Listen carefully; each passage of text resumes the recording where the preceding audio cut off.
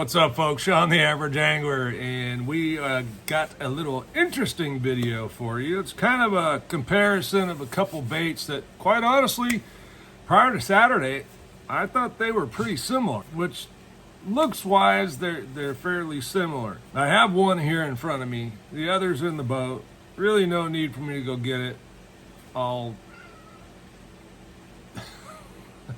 put it in the link below.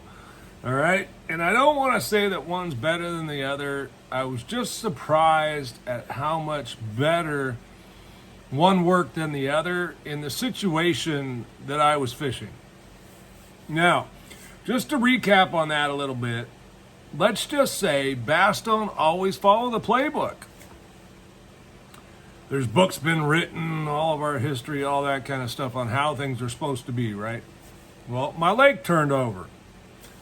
And normally, and if you watched my video, I said stay shallow, throw a reaction. They would not chase a damn thing.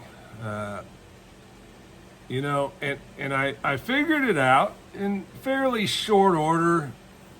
But the forward-facing sonar was a big key to that. We were seeing stuff all over the place, right? Bait, the crappie, the bass, everything had just dispersed. This huge school of crappie I'd been on for weeks was just, they were still in the area, but I mean, it went from this mega school to small schools, maybe 15, 20 fish per school, spread all around the area and on different things. The bait balls were almost hard to tell from crappie at times because some of the crappie were so tight. And if something got them to move, then you'd say, oh shit, those are crappie. Those weren't bait. Anyway, there was a lot of fishermen out early, not so many after a few hours. This is a small local lake. Really, you can fish the whole thing in a day just by standing on the trolling motor, so that kind of give you a little idea. And I don't think it has a real large population of bass in it anymore.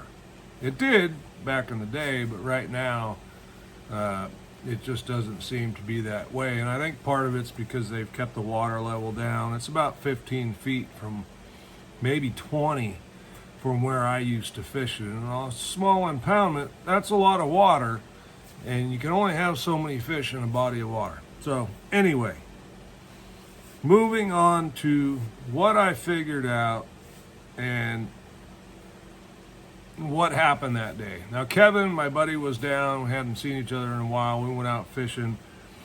And so we kind of covered a lot of different things. But a few weeks ago when I was there, I had a Do Live Beaver on one of my rods. And very first cast, I get drilled, and it's like a 4.5 pounder. Beautiful fish. But here, this is a Do Live Beaver. Okay, and you may say, now let me first start off by saying I bought these to actually use as a free rig bait. Well, I wasn't free rigging it. Something that's always worked very well at this lake, and I did another video on it, and that's the old brass and glass rig. Okay, shaking. And so this time I made sure to bring one pack of them. Well, I went through the whole pack. Okay, it's Do Live Beaver. I was throwing the 4-inch. This is a 3.5. I think the 3.5 I like for free rigging. I think for what I was doing, I'd like the little bigger one.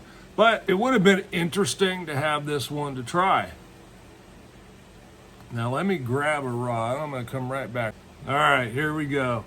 So this is the rod that I found to work best for this type of technique. It's the iRod 733C. It's a medium heavy casting rod. There you go. Gen 3, okay, $149 rod. This rod, now I have a 703 also, but the added 3 inches just make a little bit better transition for that shake and the slack with your rod tip. Now here is the actual rig I was throwing. You'll see just a tad bigger. It's actually quite a bit bigger. But, and here's the weight I was throwing. Some of you might recognize this. Made by Gambler. And it's got a rattle built into it. You'll see here inside, that's an insert, but these were a screw in. And then it's got a bead.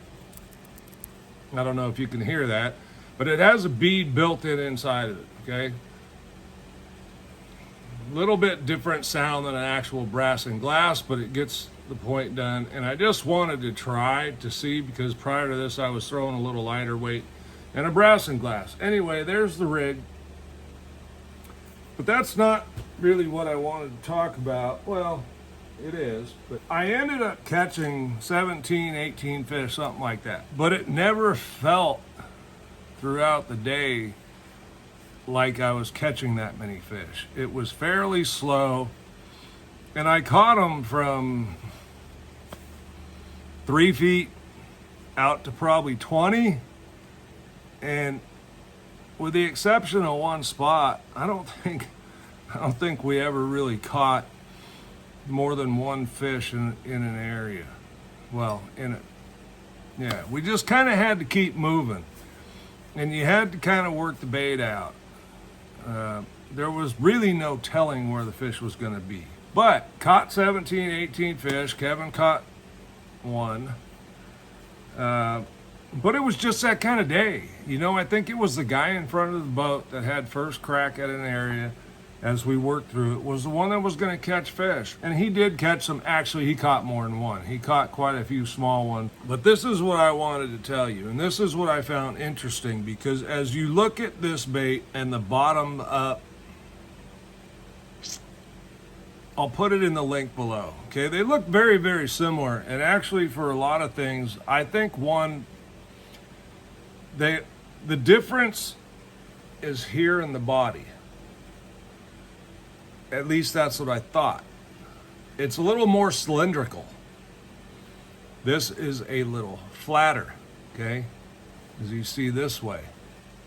The bait's a little flatter. But what I noticed when I was reeling it in and swimming it is this bait really dolphin kicks. These fins kind of kick up and down, but they'll also just undulate a little bit this way.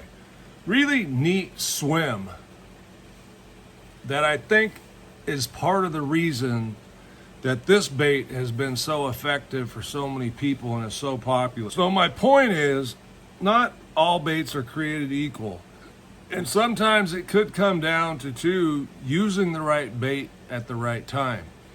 Now I know how this falls. When I was reeling it in, these kickers are going like this, just like you see a swimmer in the swimming pool. That dolphin kick was the first thing I thought when I saw it reeling it back to me, and these are going like this. Because they do it together, but they will go in and out slightly too. Not a lot. Anyway, very interesting bait. I'm going to have to get some more. I am now out of the 4-inch. And they're sometimes hard to find. Great bait. You can see how it kind of wants to go back and forth like that. And I think that's, if you look right here at the base of these flippers, focus, there is a flat spot that's ribbed, and it really creates a pivot point if you see the way it sags in that direction, So those flappers are made to dolphin kick. Pretty interesting, much different than a lot of other baits. Most other beaver style baits do this independently, right? And it's not really what I would call it, because the dolphin kicks the whole thing like this.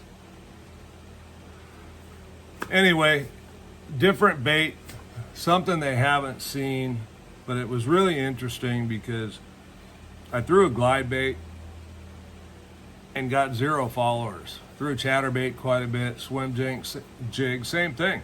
No followers. Most of the grass was gone.